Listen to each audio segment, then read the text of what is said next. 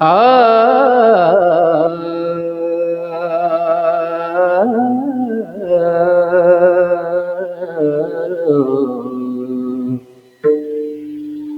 रे रे र र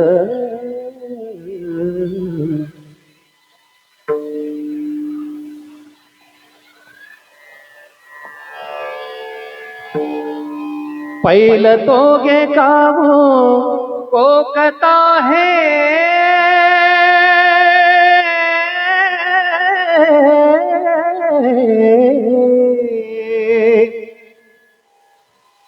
पहिलं तो गे कावू कोकता है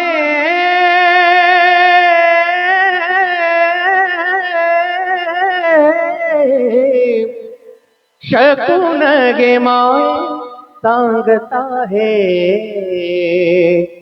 ओ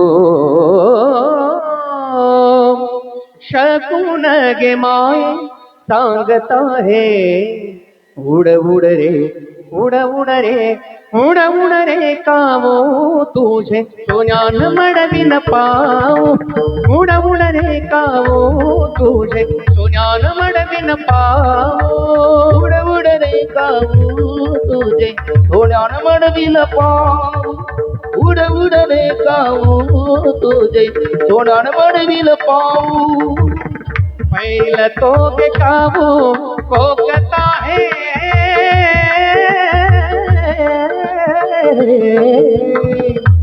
पहिलं तो गे कावू कोकता पहिलं तो गे कावू कोकता है शकून गे माये सांगता है ओ शकून गे माये सांगता है उड़ उड़ रे उड़ उड़ रे उड़ उड़ रे कावो तुझे सोन्यान मडविन पाव उड़ उड़ रे कावो तुझे सोन्यान मडविन पाव उड़ उड़ रे कावो तुझे सोन्यान मडविन पाव उड़ उड़ रे कावो तुझे सोन्यान मडविन पाव पावोने पंढरीराव घरावये पावोने पंढरीराव पावोने पंढरीराव पावोने पावोने पावोने पावोने पंढरीराव घरा काही येते पहिलं तो गे कावू कोकता है पहिलं तो गे कावू कोकता है शकून गे माये सांगता है ओ शकून गे माये सांगता है उड़ उड़ रे उड़ उड़ रे उड़ उड़ रे कावू तुझे सोन्यान मडविन पावो उड़ उड़ रे कावो तुझे सोन्यान मडविन पावो उड़ उड़ रे कावो तुझे सोन्यान मडविन पाव उड़ उड़ रे कावो तुझे सोन्यान मडविन पाव हे भाताची हुंडी हुंडी हुंडी हुंडी लावीन तुझे तोंडी ओ हे भाताची हुंडी लावीन तुझे तोंडी हा हे भाताची हुंडी हुंडी हुंडी हुंडी ओ लावीन तुझे तोंडी हे भाताची हुंडी लावीन तुझे तोंडी सत्य सांग गोठी विठो येईल काय सत्य सांग गोठी विठो येईल काय पहिलं तो गे कावो कोकता है पहिलं तो गे कावो कोकता शकून गे माये सांगता है ओ शकून गे माये सांगता है उड उड रे कावो तुझे सोन्यान मडविन पावो उड उड रे कावो तुझे सोन्यान मडविन पावो उड उड रे काऊ तुझे सोन्यान मडविन पाऊ उड उड रे काऊ तुझे सोन्यान मडविन पाऊ अंबिया डाळे ओले चुंबी रसाळे अंबिया डाळी हो ओले चुंबी रसाळे आज तेरी काळी आज तेरी काळी ओ आज तेरी काळी शकून सांगे आज तेरी काळी शकून सांगे पहिल तोगे कावो ओकता है पहिल तोगे कावो ओकता है शकून गे माये सांगता है ओ शकून गे माये सांगता है उड उड रे उड उड रे उड उड रे कावो तुझे सोन्यान मडविन पावो उड उड रे कावो तुझे सोन्यान मडविन पावो उड उड रे काऊ तुझे सोन्यान मडविन पाऊ उड उड रे काऊ तुझे सोन्यान मडविन पाऊ ज्ञानदेव मने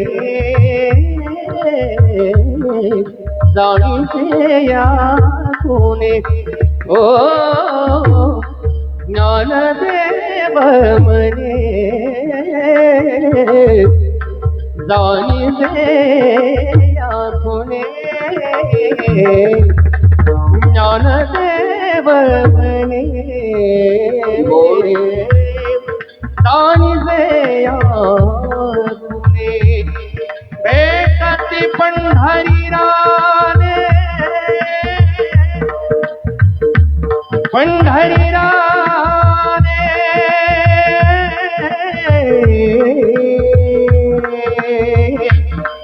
पंढरीराने पंढरीराने रान रान पंढरीराने भेटते पंढरीराने भेटते पंढरीराने भेटते पंढरीराने भेटते पंढरीराने भेटते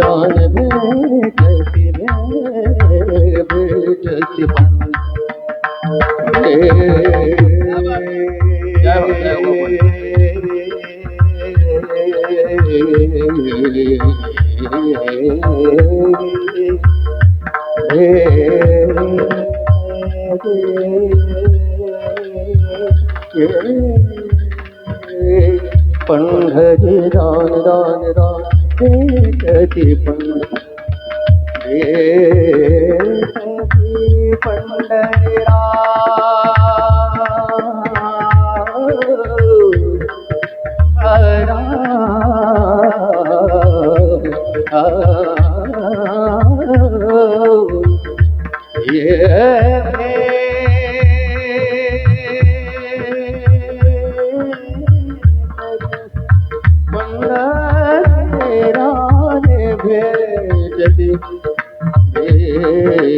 भेटती पंढरीराने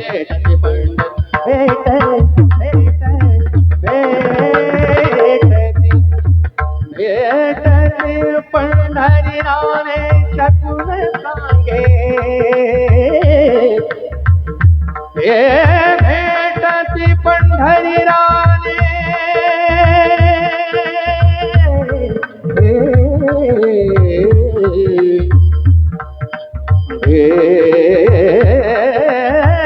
भेटती पंढरीराने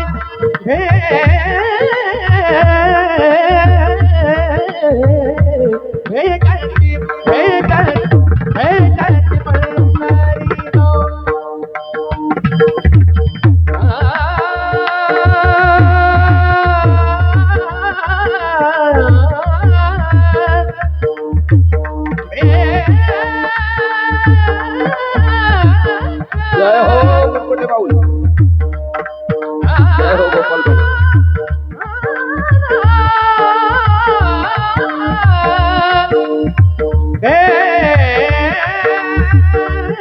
भेटते पंढरीला शकता गे भेटते पंढरीला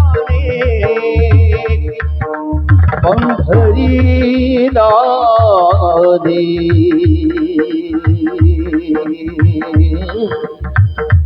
ओ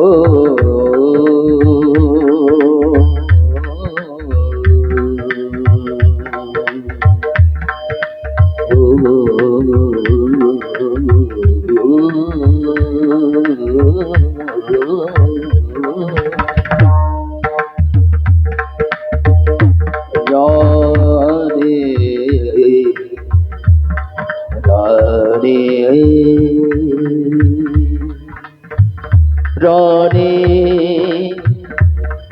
राणे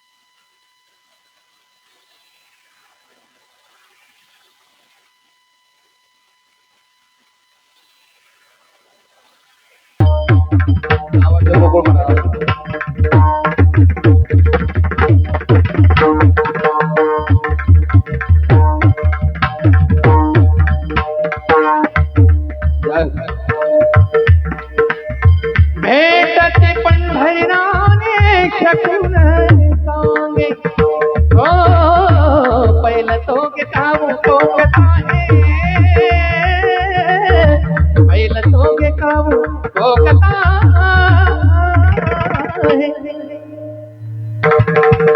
शकून गे मावे सांगताहे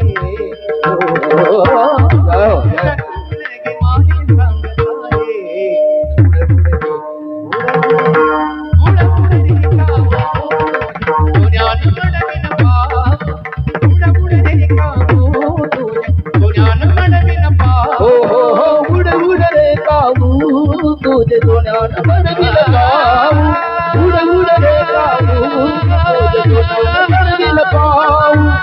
पहिल तोज गाऊ कोकता है पहिल तोज गाऊ कोकता है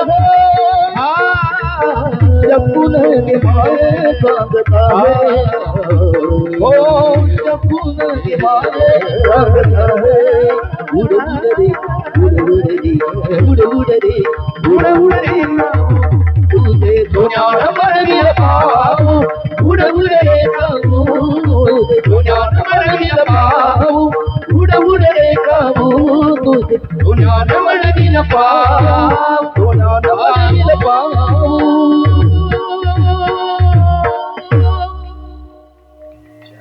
जय हो जय हो जय.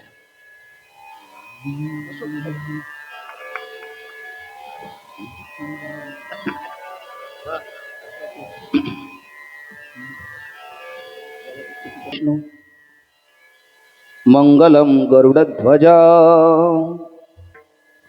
मंगलम पुंडरीकाक्षो मंगलाय तनो हरि गजाननं भूतगणादिसेवितं कपितजम्बुफलचारुभक्षणम् उमासुतं शोकविनाशकारकम्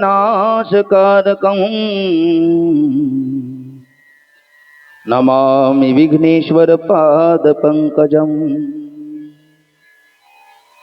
नमामि सद्गुरुं शान्तं सच्चिदानन्दविग्रहम् पूर्ण ब्रह्म परानंद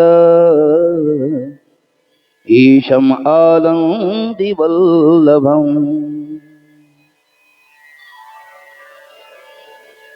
ज्ञानेशो भगवान विष्णु निवृत्ति भगवान हरा सोपानो भगवान ब्रह्मा मुक्ताख्या ब्रह्मचित्कला कलावज्ञ जीवोद्धरार्थावतारम कलंकांक तेजोधिकामोदिवक्त्रम कलानिशवादापनोदारहदक्षं समाधिस्थमूर्तिं भजे ज्ञानदेवम् नमो सद्गुरु तुकया ज्ञानदीपा नमो सद्गुरु सच्चिदानंद रूपा नमो सद्गुरु भक्त कल्याण मूर्ती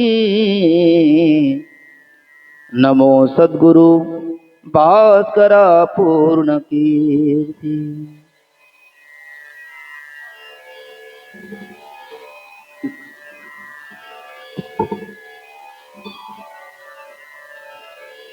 संपाद्य ध्यानं च विधाय भक्तिं विलोकितोऽयेन समाधिराज वैराग्यवन्तं सुविचारयुक्तं नमामि जोगं शिरसा गुरुं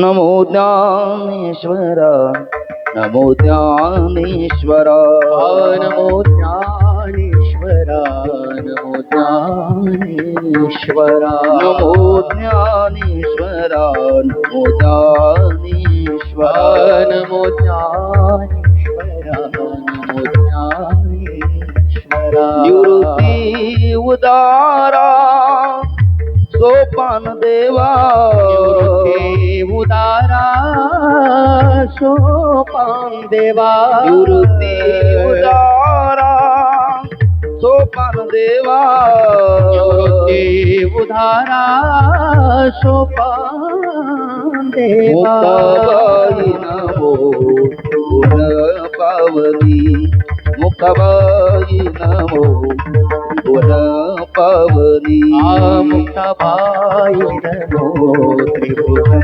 पावनी बाई नमो त्रिभुवन पावनी आद्यत्रय जननी देवासी आद्यत्रय जननी देवाची आद्यत्रय जननी देवासी आद्यत्रय जननी देवाची मुक्ताबाई नमो वन पावनी मुक्ताबाई नमो वन पावनी मुक्ताबाई नमो त्रिभुवन पावनी बाई नमो त्रिभुवन पावनी जगद उद्धारा लागी धरिले अवतार जगदोद्धारा लागी धरिले अवतार मिरविला बडिवार सीताईचा मिळविला पडिवार शिधाईचा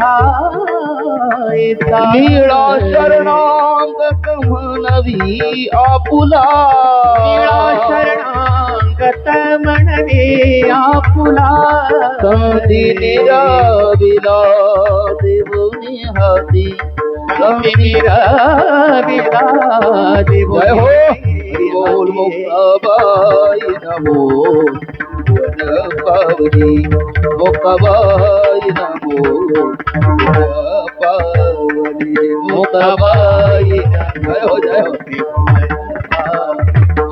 मुक्ताबाई नमो त्रिभुवन पावनी आद्यत्रय जननी देवासी आद्यत्रय जननी देवाची आद्यग्राया जननी जननी जननी देवाची जननी जननी जननी जननी देवाची मोताबाई नमो मोताबाई नमो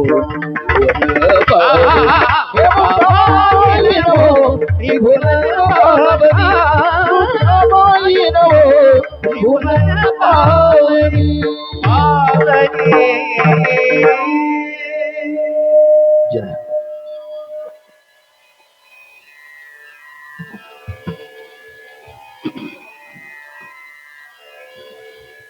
आज के आनंद की जय हो। भगवान माऊली महावैष्णव ज्ञानोबराय वैराग्य रागरसिक जगद्गुरु तुकोबराय दक्षिण काशी पैठण निवासी शांती ब्रह्मनाथ महाराज अखिल संत मांदियाळी अकारण करुणावरुणालय रुक्मिणी प्राण संजीवन वारकरी संप्रदायाचा आराध्य दैवत भगवान पंढरीदीश पांडुरंग परमात्मा या सर्वांच्या अलौकिक अहेतुकी करुणेमुळे दयेमुळे अनुग्रहामुळे आपले श्वासोश्वास हे व्यर्थ नसून ते सार्थकी आहेत। कारण ज्ञानयांचे राजे योग्याची माऊली साधकाचे मायबाप भगवान माऊली महावैष्णव ज्ञानोबरायांची दिव्य असणारी जीवनगाथा आपल्या जीवनातील त्रिविध तापाची व्यथा निवृत्त करण्याकरता आपण पाहण्याकरता प्रवृत्त झालो म्हणून आपण निश्चितच भाग्यवान आहोत आणि आपल्या भाग्याचं वर्णन आपणच केलं पाहिजे। जो जेथीचे गौरव नेणे तयासे ते भिंगुळवाणे अप्रसंग तेने तो म्हणा वाचकी। आपल्याकडे म्हण आहे टिंबटिंबाला गुळाची चौक आहे, अर्थात जो त्याच्यातला दर्दी असतो तोच त्याच्यातला महिमा जाणू शकतो। ज्याला त्याच्यातलं काही सोयीर सुतकच नाही तो त्यातला महिमा काय जाणणार। त्यामुळे आपण भाग्यवान आहोत आणि आपल्या भाग्याचं वर्णन आपणच माऊलीच्या भाषेत करावं। उजळले भाग्य आता तुकोबराय म्हणतात अवघी चिंता वारले आणि भाग्याचे बळसे उद्यमाचे मेसे संपत्ती जात अपयशी घर रिगे खरं हे संपदा ही न सरणारी संपदा भगवान माऊलीने आपल्याला दिली। त्यामुळे माऊलीची शतशः कृतज्ञता व्यक्त करून माऊलीच्या जीवनगाथेला आपण शेवटच्या सत्रामध्ये आरंभ करतोय। गेली 49 आणि 50वे वर्ष सुवर्ण महोत्सवी वर्ष मौजे कवडगाव जालना तालुका जिल्हा छत्रपती संभाजीनगर या ठिकाणी चैत्रवद्य सप्तमी ते चैत्रवद्य चतुर्दशी अर्थात 3/4/2026 वार गुरुवार पासून 16/4/2026 आपलं 9/4/2026 ते 16/4/2026 हा गुरुवार तो गुरुवार म्हणजे उद्या आपली सांगत आहे। आज उपांत्य दिवस आहे। भगवान पंढरीदीश पांडुरंग परमात्मा असतील, भगवान ज्ञानोबराय असेल, जगद्गुरु तुकोबराय असेल, शांती ब्रह्मनाथ महाराज आणि अखिल संत मांदियाळी या सर्वांची अकारण करुणा आहे, त्यांचा कृपा आशीर्वाद आपल्या पाठीशी आहे। तदनंतर वारकरी संप्रदायाचं हे व्यासपीठ महाराष्ट्रातील आबाल सुबोधांना ज्यांनी खुलं करून दिलं ते गुरुनाम गुरु स्वानंद सुखनवासी सद्गुरु जोग महाराज आणि जोग महाराजांचे शिष्य चतुष्टय आणि उभा महाराष्ट्र जय एका वटवृक्षाच्या छायेला शीतल छायेला आपण आहोत ते शांती ब्रह्म मारुती बाबा कुरेकर आणि उद्या ज्यांची काल्याची सेवा आहे ते साधक हृदय संजीवनी सद्गुरु डॉक्टर नारायण महाराज जाधव बाबा या महापुरुषांच्या कृपा आशीर्वादाने आणि परमार्थाचं बीजारोपण ज्यांनी केलं ते आपल्या भागामधील वैकुंठवासी भानुदास बाबा अटाळकर, वैकुंठवासी कडुबा बाबा शिंदे या महापुरुषांच्या प्रेरणेने आणि विश्वनाथ बाबा जाधव, पंढरीनाथ नाना तावरे, कृष्णाजी महाराज नवले या महापुरुषाच्या कुशल असणाऱ्या मार्गदर्शनाने आणि ज्यांच्या उपस्थितीने या कथेला एक दिव्य अलौकिक वैभव आपण पाहतो ते गान कोकिळा महाराष्ट्र विख्यात हरिभक्त पारायण माझे परमस्नेही परममित्र धन्यकुमारजी महाराज मुरकुटे आणि त्याचप्रमाणे सुखददादांच्या नियोजित आपल्या सोहळ्याकरता वादक म्हणून माझी पहिल्यापासून इच्छा ज्यांची होती ते हरिभक्त पारायण गोपाल बाबा गोपालजी महाराज पांचाळ यांच्याकरता अंतकरणापासून या दोन्ही महापुरुषाकरता टाळ्या वाजवा। कारण हे दोन आले म्हणजे सगळीच आपण म्हणतो लाख गोळा करण्यापेक्षा एक असावा असा असतो ते लाखाची बराबरी करणारा असावा। लाख आपण जमा केले आणि त्याच्यातले सर्वच त्याच्यातले नसेल जो जेथीचे गौरव नेणे पुन्हा सुगरणी स्वयंपाक करण्याकरता फार नाही लागत बाया, 1 किंवा 2 फार झालं तर 3 पाहिजे, पण त्याच्यातल्या सुगरणी पाहिजे आणि पुन्हा उदार पाहिजे. हे 2 महापुरुष असे की याच्यातले ते सुगरण आहेत आणि वाढण्याकरता उदार आहे. फक्त आपण ते घेण्याकरता उदार आणि वाटे लावण्याकरता उदार झालो म्हणजे भरपूर काही झालं आणि आहोत. आणखी काही माऊलीने आपल्याला ते सद्बुद्धी देऊन ते कार्य व्हावं अशी माऊलीकडे आपण प्रामाणिक पवित्र अशी प्रार्थना करू. आज माऊलीच्या चरित्र कथेतील ही सांगत आहे. आमचे आदेश महाराज आहेत, देवबाप्पा आहेत, बंधुवरे भाऊ आहे, उद्धव बापू, इतर सर्वच असणारी माता भगिनी पुरुष वर्ग, या सर्वांना श्रोतृवृंदाला आमचा वायुनंदन गोकुळदादा यांना अंतकरणापासून त्रिवार धन्यवाद देऊन भगवान माऊलीच्या चरित्राकडे आपण वळूया. तुल्य निंदा स्तोत्री मौनी संतुष्ट येन केनचित आणि केतस्थिर मतील भक्तिमान मे प्रियो नरहा भक्ती योग नाम द्वादशोध्याय. 12वा अध्याय. 12व्या अध्यायामधील हा 18 क्रमांकाचा श्लोक आहे आणि त्यामध्ये मला वाटतं 226 आणि 227 या 2 ओव्यामध्ये माऊली बोलतात. वक्त्याकरताही बोलतात आणि श्रोत्याकरताही बोलतात. आपण रोज त्या ओव्या पाहत आलो. श्रोत्याकरता माऊली भगवंताच्या मुखात ओवी ठेवतात आणि भगवंत बोलतात, तेनेशी आम्हा मैत्र येत काय शे विचित्र परितयाचे चरित्र ऐकत जे माऊलीचं चरित्र ऐकतात ते माझे खरे सखे आहेत, माझे मित्र आहेत असं परमात्मा बोलतात. आणि जे सांगतात त्यांच्या बाबतीत भगवंत म्हणतात, तेही प्राणापर होते मज आवडती निरुते जे भक्त चरित्राते प्रशंसते. जे भक्ताचं आणि त्यात वैष्णवाचं आणि माऊली महावैष्णव ज्ञानोबरायचं चरित्र गातात ते भगवंताला खूप आवडतात. आणि इतराचा लाडका होण्यापेक्षा भगवंत किंवा भगवत मान्य संतांचं लाडकं व्हावं. इतराच्या हृदयात स्थान मिळवण्यापेक्षा भगवंत किंवा भगवत मान्य संत यांच्या हृदयात स्थान मिळावं. कारण इतराकडे काही नाही. आज आंग्ल भाषेतले शब्द आहे त्याला यूज अँड थ्रो. तुमचे कामाचे तुम्ही आहात तोपर्यंत समाज तुम्हाला डोक्यावर घेतो आणि तुमचं काम संपलं की तोच समाज पायाखाली तोडायलाही मागे पाहत नाही. पण संतांच्या हृदयात आपण जर एकदा स्थान आपल्याला मिळालं तर धरितीच्या हाती संत कृपावंत पाळी पंढरनाथ लळा त्याचा किंवा अंगीकार ज्याचा केला नारायणे निंदे तेही त्याने वंदे केले. भगवंताने अंगीकार केला तर तो निंदनीयाला देखील वंदनीय करतो आणि संतांनी अंगीकार केला की आपली इच्छा असो आगर नसो भगवंताला आपला लळा पाळावा लागतो. आणि म्हणून मग एक एक संतांचं वर्णन करण्यापेक्षा शेते पंचाशत न्याय हा डॉक्टर बाबांचा शब्द आहे. शेते पंचाशत न्याय म्हणजे एक जण म्हटला मला 25 रुपये पाहिजे, दुसरा म्हटला 75 पाहिजे, तिसरा म्हटला मला 50 पाहिजे. प्रत्येकाच्या हातामध्ये जर 100ची नोट दिली तर त्याच्यात 25, 50 आणि 75 आलेलेच आहे. किंवा आपल्याकडे एक म्हण आहे हिंदी भाषेमध्ये, हत्ती के पाव में सबके पाव.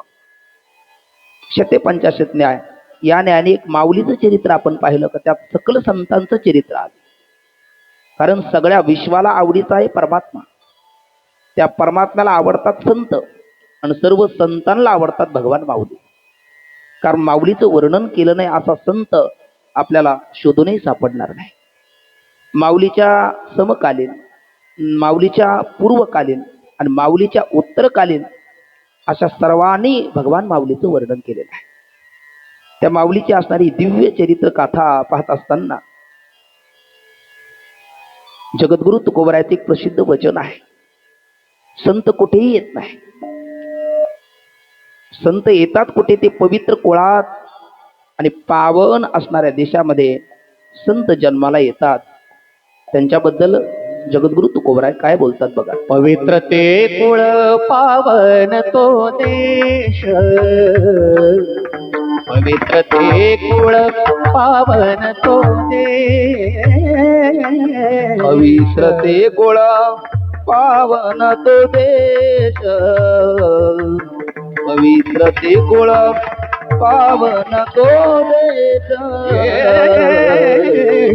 पवित्र ते कुळ पावन तो देश, पवित्र ते कुळ पावन तो, पवित्र ते कुळ पावन तो देश, कुळ पावन तो देश, पवित्र ते कुळ पावन तो देश, पवित्र ते कुळ पावन तो देश. तेथे हरीचे दास जन्म घेती, मुझे ते हरीचे दास जन्म घेती, ते कर्म धर्माचा झाला नारायण कर्म धर्माचा झाला नारायण जिथे हरीचे दास जन्म घेती जिथे हरीचे दास जन्म घेती कर्म धर्माचा झाला नारायण सर्व धर्मदांचा झाला नारायण नारायण पवित्र कुळामध्ये आणि पावन देशामध्ये हरिवारीचे दास जन्माला येतात. आता भरतखंडी नरदे प्राप्त ही तो परम भाग्याची संपत्ती नाथबाबाही होत. भगवान माऊली काय एखाद्या कुळामध्ये एखाद्या संत भगवंताचा अवतार होण्याकरता एका पिढीची साधना नाही लागत, अनेक पिढ्याची साधना लागते. ज्या कुळामध्ये माऊली आलेत अनेक पिढ्याची साधना आहे. जगद्गुरु तुकोबराने म्हणावं, शुद्ध बीजापोटी फळे रसाळ गोमटी. कधी बीज शुद्ध असतं तर फळ शुद्ध नसतं, कधी फळ शुद्ध असतं तर बीज शुद्ध नसतं, कधी बीज आणि फळ दोन्ही अशुद्ध असतात. पण संत महापुरुषाच्या आणि परमात्म्याच्या आगमनाचा विचार करताना तिथे बीजही शुद्ध लागतं, फळही शुद्ध लागतं. बीजही शुद्ध आणि फळही शुद्ध संत महापुरुषाच्या बाबतीत. काही ठिकाणी बीज शुद्ध आहे पण फळ अशुद्ध आहे.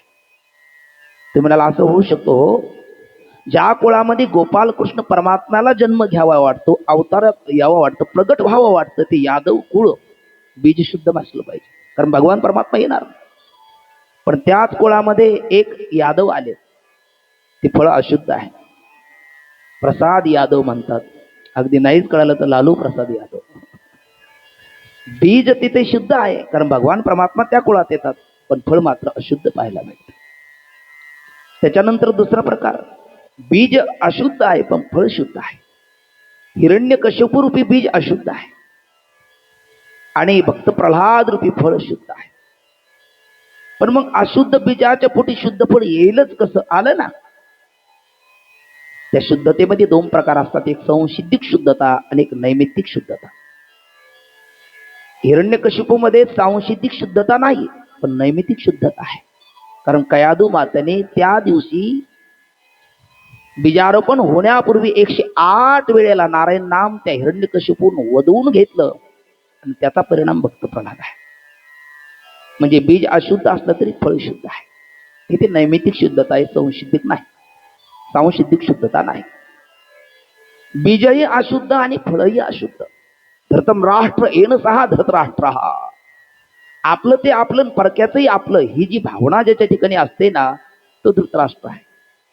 असं आपण समजू नये कलियुगामध्ये धृतराष्ट्र नाही.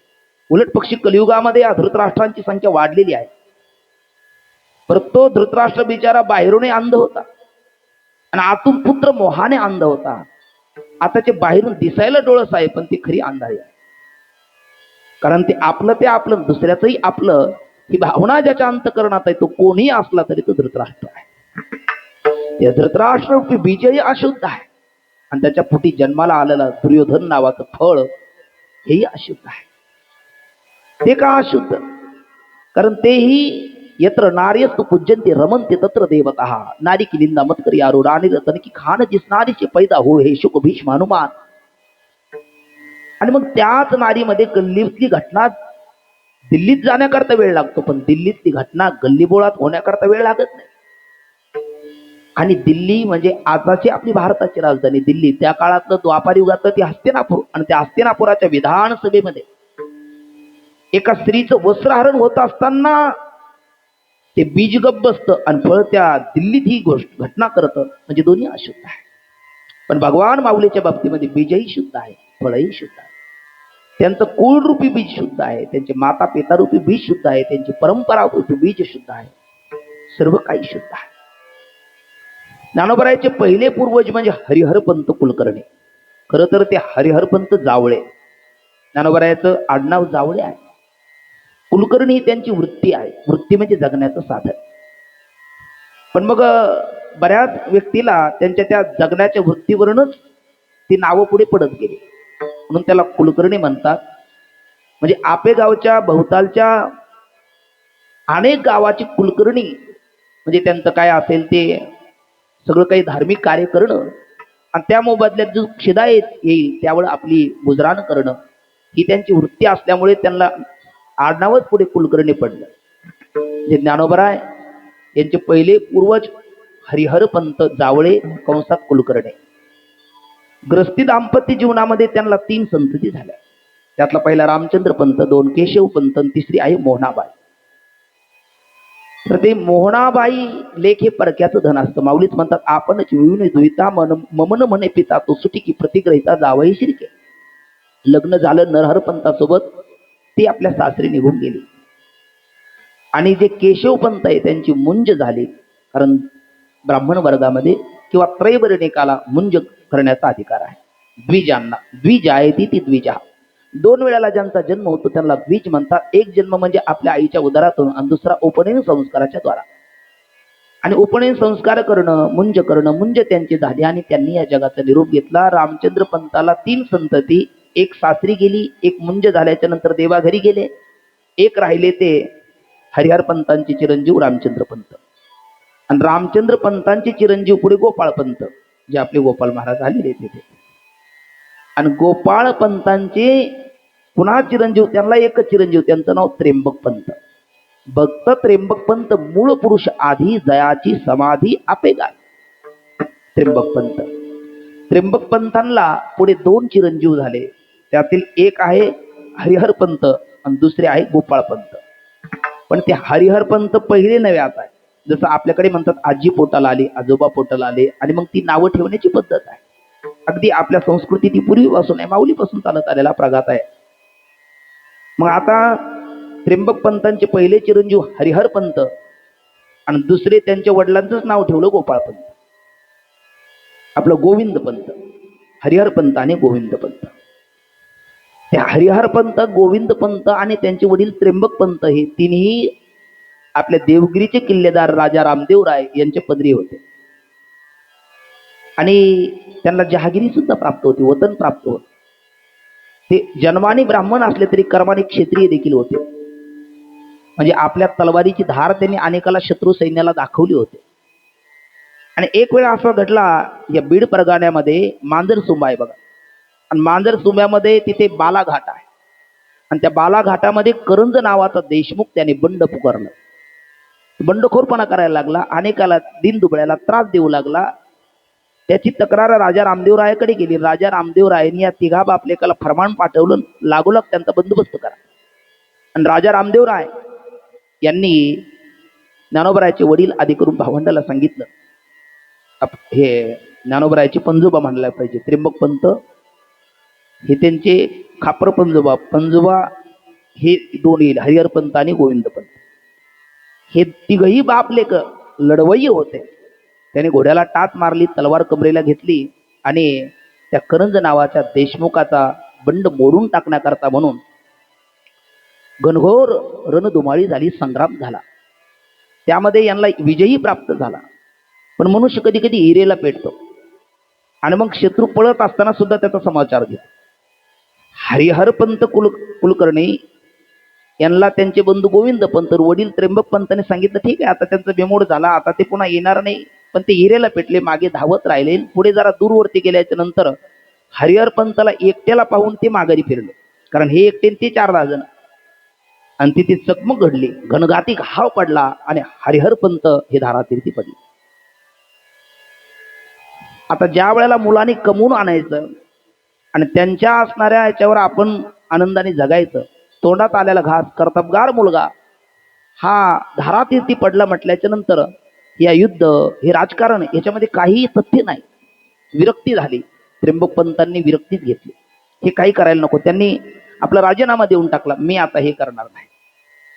पण राजा रामदेवराय चतुर, आणि राजा रामदेवरायाचा राजकुमार त्याचं नाव शिंगण, त्याने लागोलाग फरमान गोविंद पंताला पाठवलं, तुमचे वडील नसले तरी त्यांची जागिरी तुम्ही चालवा. आणि गोविंद पंत कर्तबगार होते, शिवाय लढवय्या होते. आणि त्यांनी विचार केला, परिवार चालायचं म्हटलं, वतन चालायचं म्हटलं तर आपल्याला केलं पाहिजे. त्यांनी वडिलांची सेवा ती स्वीकारली. आणि पुढे जे गोविंद पंत आहेत त्यांचा पुढे विवाह झाला पैठणच्या आपल्या कृष्णाजी देवकुळे यांची भगिनी मीराबाई सोबत. मीराबाई आणि गोविंद पंत हे ग्रस्ती दाम्पत्य जीवनामध्ये अनेक वर्ष त्यांना काही संतती नाही, पण त्यांनी गायत्री मंत्राचा पुरस्चरण करण्याचं ठरवलं. नाभीच्या पाण्यामध्ये गोदावरीमध्ये जावं आणि गायत्रीचं पुरस्चरण करावं असे करता करता 11 वर्ष निघून गेले. एक तप पूर्ण होत आलं. आणि आपण म्हणतो आदिनाथ गुरु सकळ सिद्धाचा मच्छिंद्र तयाचा मुख्य शिष्य मच्छिंद्राने बोध गोरुक्षाशी केला. गोरुक्ष वळला गहिनी प्रति गहिनी प्रसादी निवृत्तीदाता ज्ञानदेवा सारच सुचवले.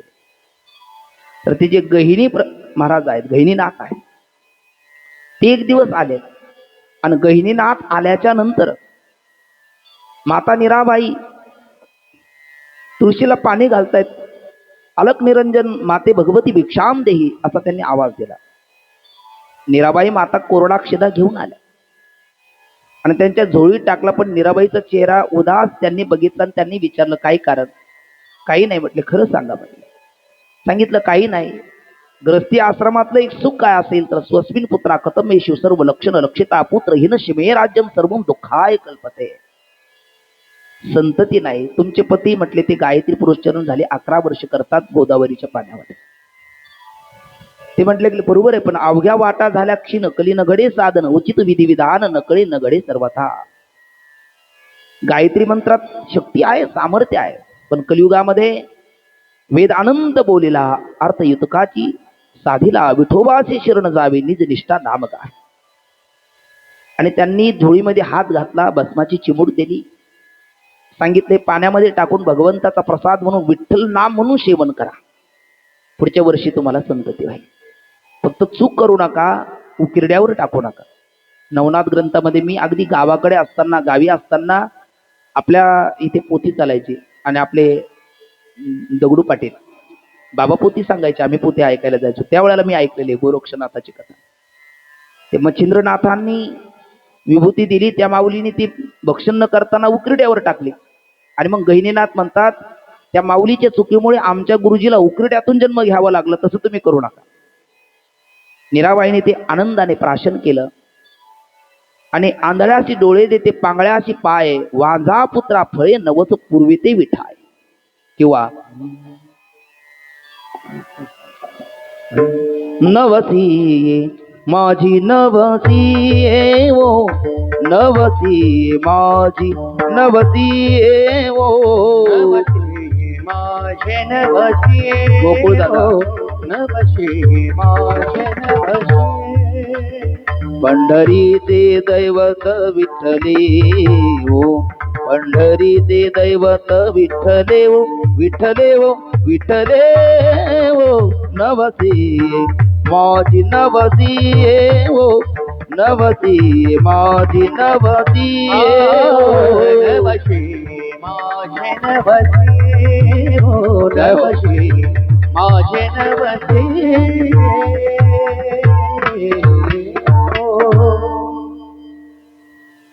आपल्या अनेक संतांनी पांडुरंगाला नवस केलेला आहे.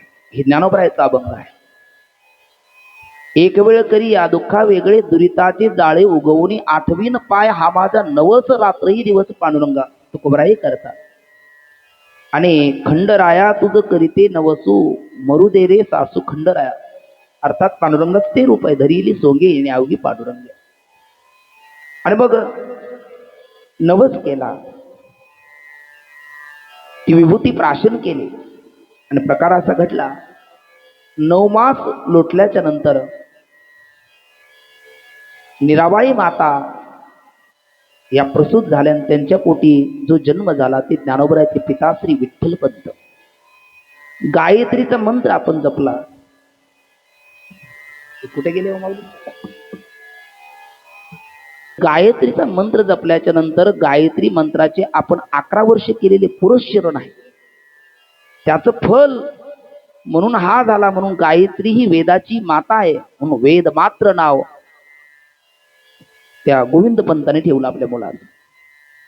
ज्या वेळेला गहिनीनाथ एका वर्षाने आले, अंगणामध्ये बाळ खेळताना दिसलं. सांगितलं गुरुदेव आपलाच हा कृपा प्रसाद. नाव काय ठेवलं? म्हणले वेद मात्र. म्हटले वेद मात्र नाही, विठ्ठल नामाचा प्रसाद आहे, नाव याचं विठ्ठल ठेवा. म्हणून आवडी विठ्ठल ठेवेले नाव. आपल्याकडे 2 नाव असतं, एक रास नाव आणि ठेवलेलं नाव. त्यांचं ठेवलेलं नाव आहे वेद मात्र. आणि हे आवडीने पुन्हा एक नाव ठेवलं विठ्ठलाचा मंत्र म्हणून विठ्ठल नाव ठेवलं. आणि मग विठ्ठलपंत माता पित्याच्या आज्ञाने गुरु कुठेतरी काशीला जाण्यापेक्षा आपली दक्षिण काशी पैठण जवळ आहे. आणि त्यांचे मामा जसं अभिमन्यूला गोपालकृष्ण मामा लाभले तसं विठ्ठलपंतांना दशग्रंथी पंडित त्यांचे मामा प्राप्त झाले, कृष्णाजी पंत देवकुळे. त्यांनी आपल्या मामाकडे अगदी कमी वयात भरपूर अध्ययन केलं. केलेश पठण काव्य आणि व्याकरण झालाशी निपुण शास्त्र बघता पूर्ण त्यांनी अध्ययन केलं. अध्ययन करून आपल्या घरी आले, आई वडिलाचं दर्शन घेतलं. आणि आई वडिलाचं दर्शन घेतल्याच्या नंतर ज्ञानामध्ये दोन प्रकार असतात, एक प्रॅक्टिकली आणि थेरी, म्हणजे पुस्तकीय ज्ञान आणि अनुभूतीचं ज्ञान. पुस्तकीय ज्ञान पुस्तक वाचून प्राप्त होतं, अनुभूतीचं ज्ञान तीर्थयात्रेने प्राप्त होतं. आणि तीर्थयात्रेची प्रथा आपल्याकडे आहे. उठी उठी रे बाळा तीर्थे रे तू हिंड, उठी उठी रे बाळा तीर्थे तो हिंड, साधू आणि संत तेथे असती बाहुदंड, साधू आणि संत तेथे असती बाहुदंड, तो तू गुरु करी तो तुझ बुजविल प्रचंड, गुरु करी तो तुझ बुजविल भूदंड, या माझी आत्मज्ञानी जो न बोले विदंड, या माझी आत्मज्ञानी जो न बोले भूदंड, तो तू गुरु करी तो तुझ बुजविल प्रचंड, तो तुझ गुरु करी तो तुझ बुजविल प्रचंड. हरी हरी परी दे मदालता जो जो रे बाळा, हरी दे मदालता सोहम जो रे बाळा, परियंते मदालता सोहम जो रे बाळा, परियंते मदालता सोहम जो रे बाळा, बाळा बाळा बाळा. विठ्ठलपंत हे तीर्थयात्रेला निघाले. आता त्याच्यामध्ये थोडेसे मतभेद आहे. निळोबराय यांचं मत वेगळं आहे आणि मैपती बाबा ताराबादकर आणि नामदेव महाराज यांचं मत वेगळं आहे. मग आपण कोणतं मत स्वीकारायचं? सगळी संत आहेत, सगळ्यांचंच बरोबर आहे म्हणजे चार चार बरोबर कसे असेल? वेदांतामध्ये डॉक्टर बाबा म्हणत असतात, शेवटी आपण खूप विचार केला आणि तरी आपल्याला निर्णय नाही लागला तर माया म्हणून पुढे चालायचं. भक्तीमध्ये आपण खूप पराकाष्ठा केली, प्रामाणिक प्रयत्न केला आणि शेवटी नाहीच निर्णय लागला तर लीला म्हणून पुढे चालायचं. आणि ज्या वेळेला संत चरित्रामध्ये किंवा इतिहास पुराणामध्ये काही मतमतांतर दिसत असेल तर तिथे कल्प म्हणून पुढे जायचं, कल्पवेदाने त्याची संगती लावायची. मग एका कल्पामध्ये नामदेव महाराज म्हणतात ते खरं आणि एका कल्पामध्ये निळोबराय म्हणतात ते खरं. म्हणजे तीर्थयात्रा केली एवढे खरं आहे. अगोदर उत्तरेची केली का दक्षिणेची केली एवढाच मतभेद, बाकी त्यात दुसरं काही नाही. पण तीर्थयात्रा उत्तरेतली म्हणा दक्षिणेतली म्हणा तीर्थयात्रा त्यांनी केली. आणि तीर्थयात्रा उत्तरेत ती तीर्थयात्रा करून रामेश्वरादी तीर्थ बाकी राहून ते ज्या वेळेला आपल्या त्या पंढरपूरच्या दिशेने निघाले तर पावनिया भीमा आठवे पंढरी, आपली शिलपिंपळगावच्या जवळची नदी आहे भीमा, ते बघून त्यांना पंढरीची आठवण झाली. पण जवळच सिद्धेश्वर आहे अलंकापूरला म्हणून ते आळंदीला आले. आळंदीला आल्याच्या नंतर इंद्रायणीचं स्नान घेतलं, सिद्धेश्वराचा रुद्राभिषेक केला आणि त्यांचा तो वेदाचा गुंजराव ऐकून आळंदीतलं एक प्रस्थ, हे दोघंही नाथा परंपरेतले दोन घराणे, पण दोघाला परिचय नाही. आपेगावचा घराणा म्हणजे हा हरिहरपंत कुलकर्ण्यांचा आणि आळंदीचा घराणा म्हणजे सिद्धपंत कुलकर्णी. त्यांच्या पत्नीचं नाव गिरजाई. ते सिद्धपंत कुलकर्णी आणि इकडे गोविंदपंत, हे दोघांचाही गुरु घराणा एक, दोघांची गुरु गहिनीनाथ. आणि मग ज्या वेळेला विठ्ठलपंत आले, सिद्धेश्वराच्या दर्शनाला सिद्धपंत गेले, त्यांनी विठ्ठलपंताला बघितलं. आणि कोणताही बाप आपली कन्या उपवर झाल्याच्या नंतर त्याची नजर कायम एखादा योग्य वराच्या शोधात असते. विठ्ठलपंत पाहिले, सिद्धपंतांनी त्यांना आपल्या घरी भोजनाचं निमंत्रण दिलं. विठ्ठलपंताने ओम म्हणून स्वीकृती दिली. नाथपंथामध्ये एखाद्या स्वीकृती देण्याकरता ओम असं म्हणतात. हा, स्वीकृती दिली आणि स्वीकृती देऊन ते आले. आल्याच्या नंतर सिद्धपंताची कन्या मीनाक्षी अर्थात आपली रखुमाई देवपूजेकरता मोगऱ्याची फुलं घेऊन चालली होती. आणि अचानक दरवाजा उघडला, डचकली आणि ते फुलं उधळली गेली. ती नेमकी विठ्ठलपंतांच्या डोक्यावर पडली, अर्थात होणारे आपले भावी पतीच्या डोक्यावरती फुलं पडली. आणि ती फुलं डोक्यावरती पडल्याच्या नंतर जेवण झालं, विश्रांती झाली. सायंकाळी आमच्याकडेच प्रसादाला या, 2-4 दिवस. म्हणजे हो, 4-2 दिवस आहे आणखी. थोडंसं काही त्यांना अनुष्ठान करायचं होते, ते थांबले. आणि इकडे तिकडे जाण्यापेक्षा आपलेच गुरु घराण्यातले आहेत, मग कुठेतरी जाण्यापेक्षा आपण इथेच प्रसादाला येऊ म्हणून विठ्ठलपंताने स्वीकृती दिली. रात्री म्हटले विश्रांतीला इथेच थांबा. तिथे थांबलेत आणि सिद्धपंताला स्वप्न पडलं. मूर्तिमंत चारी अवतारीचे उदरी, तुम्ही तुमची सालंकृत कन्या एका पांतस्थला ह्या दिव्य तेजपुंज वैराग्य मूर्ती असणाऱ्या विठ्ठलाला देऊन टाका. अगोदर मनात कुठंतरी पाल चुकचुकली होती, त्यात पांडुरंगाने स्वप्नात येऊन सांगितलं. मग सिद्धपंताचा निर्णय झाला आणि सकाळी त्यांनी विठ्ठलपंतांना बोलले. पण विठ्ठलपंत म्हणाले, एकतर मी तीर्थयात्रेचं पांतस्थ आहे, माझ्या आई वडिलाची परवानगी नाही, तेही ते नाही, आणि सगळ्यात महत्वाची गोष्ट पांडुरंगाने तुम्हाला स्वप्नात सांगितलं, आम्हाला कुठे. आणि मग असं म्हटल्याच्या नंतर सिद्धपंत म्हणतात, एक रात्री पुन्हा आमच्याकडे थांबा आणि पांडुरंगाने तुम्हाला स्वप्नात दिल्याच्या नंतर आम्हाला पदरात घ्या, आमचा दुराग्रह नाही. विठ्ठलपंत थांबले. असं काही वाईट स्वप्न पडू नये, खरं ते वाईट नाही, पण तीर्थयात्रेच्या मध्ये प्रतिबंध होतो म्हणून असं काही स्वप्न पडू नये, अभद्र स्वप्न पडू नये म्हणून ग्रंथ पवित्र उशाला घेतला. तुळशीच्या ओट्यावरती झोपले, पण घडणार अटळ होतं.